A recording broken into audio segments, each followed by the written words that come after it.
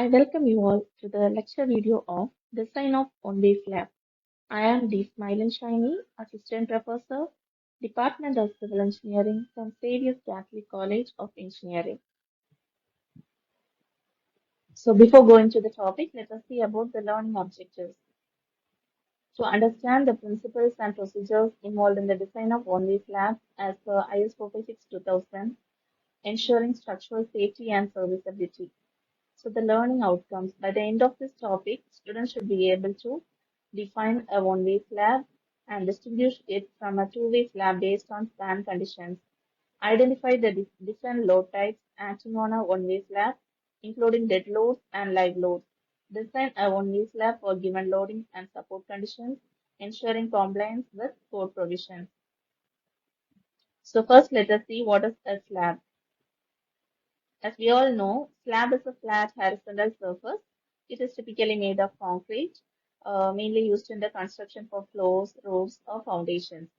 It provides the structural support and it can be varying in thickness based on its purpose. Okay, based on the purpose, the thickness of the slab can be varied. Okay, it provides a structural support also. Next, let us see the types of slab. So there are two types of slab, one-way slab and two-way slab. Uh, Next, let us say about the difference between this one-way slab and two-way slab. So we all know one-way slab, if the longer span to shorter span ratio is greater than or equal to 2, it is a one-way slab. And if this ratio is less than or equal to 2, it is a two-way slab. So this one-way slab is supported by the walls on both sides, supported by beams on walls on two opposite sides. So it is supported by beams and walls on two opposite sides. So here, so if you see this diagram, you can see. So this is a one-way slab. So this type of slab is mainly used in the veranda slab. Okay. So here, only the two shorter edges are supported by this beam or walls. So in this, the load is carried in one direction. That is along the shorter span alone, the load is carried. So coming to the two-way slab,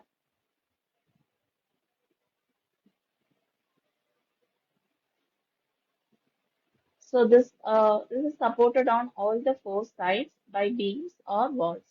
Here the load is distributed in two directions. Okay. So here in one-way slab, it is mainly used in the veranda slabs, and this two-way slab is mainly used in rooms, etc. Next, let us see the design of one-way slab. Here, first let us see a problem. Design a simply supported RC slab for an office floor having a clear dimension 4 meter by 10 meter with 230 mm walls all around. Adopt M20 grade concrete and FE415 H/ST bars. Clear span is equal to 4 meter. Live load is equal to 4 kN per meter square.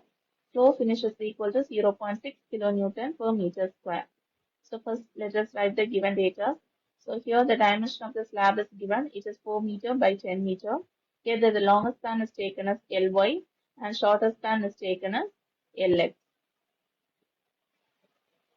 Next, the clear span is given as 4 meter and this thickness of support, that is, it is supported by 230 mm balls on all around. So here the thickness of support is 0.23 meter. 230 mm is converted into meter, that is 0.23 meter. Grade of concrete. So it is given M20 grade concrete.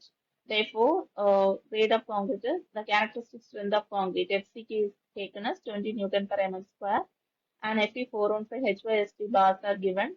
Therefore, the grade of steel Fy, that is yield strength of steel, Fy is equal to 450 Newton per mm square. The live load, it is also given in the question. It is taken as 4 kN per meter square and floor finish is taken as 0.6 kN per meter square. So these are the given data. Next, let us see the step-by-step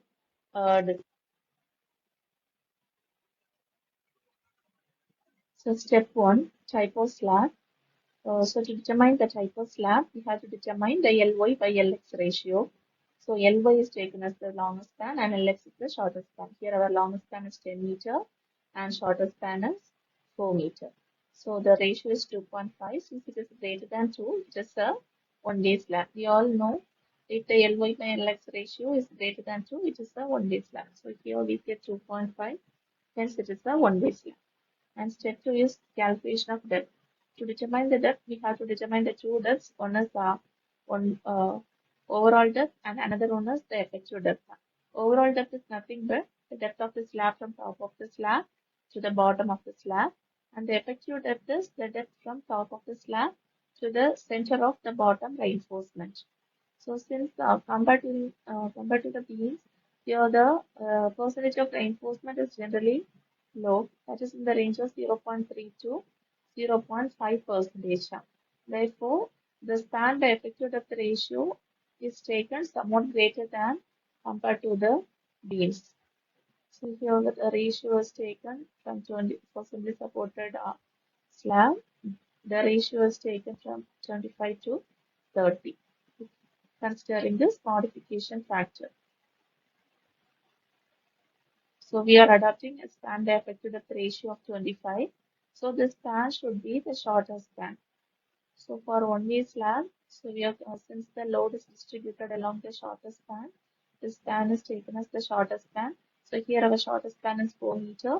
It is converted into mm, that is 4000 mm.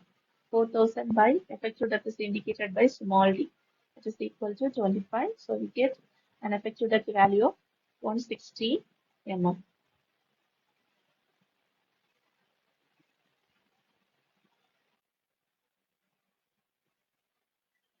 Next is to determine the overall depth, capital D.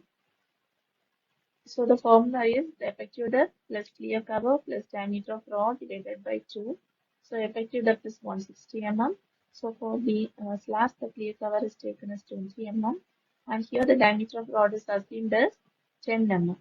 So adding these values, we get an overall depth of 185 mm and the effective depth is 160 mm. So next step is calculation of effective span. So to determine the effective span, so from IS 456 2000 class 22.2a for simply supported beam or slab, the effective span of a member that is not built integrally with its support shall be taken as clear span plus effective depth or center to center of supports, whichever is less. So therefore, this effective span is taken as the least of these two values, that is clear span plus effective depth and center to center of supports. So it is the least of center to center of supports and clear span plus effective depth. So center to center of support in the sense this clear span. Clear span is nothing but the shorter span. So that is 4 meter plus center to center of support means from this center to this center. So this 4 meter plus this 0.23 divided by 2 plus this 0.23 divided by 2.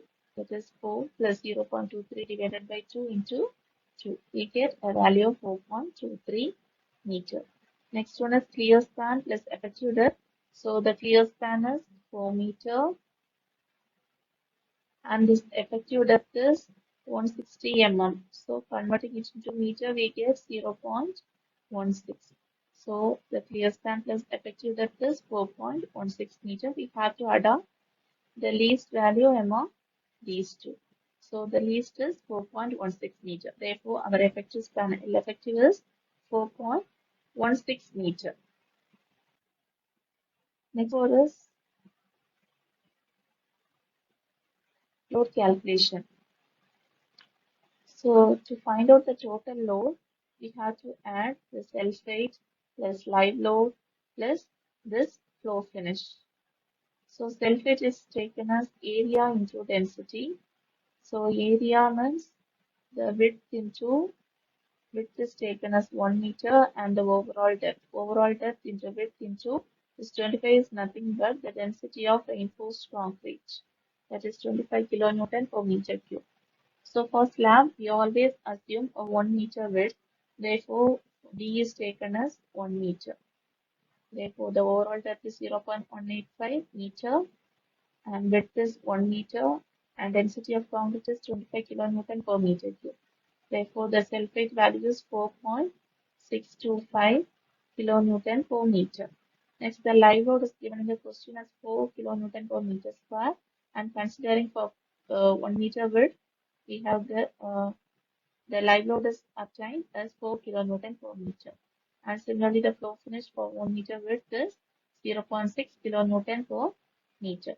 Therefore, the total load is the summation of these three values 4.65 plus 4 plus 0.6. So we get a value of 9.25 kilonewton per meter. And next, the factored load.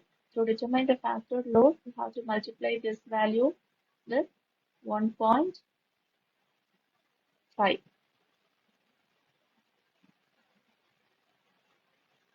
So 9.225 into 1.5, it is 13.84 kilonewton per meter. So this is the total load.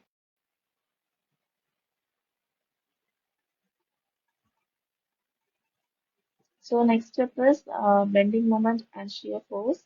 So to determine the bending moment, the formula is WU into L effective square divided by 8. WU is nothing but the factored load. L effective is your effective span. So multiplying these, you will get a value of 29.93 kilonewton per meter. And shear force VU is equal to WU into L effective divided by 2, and WU is your factored load, L effective is your effective span. Substituting the values, we'll get a shear force value of 28.782 kilonewton. Next is check for depth. So this formula is depth required is equal to square root of mu divided by 0.138 FCK D.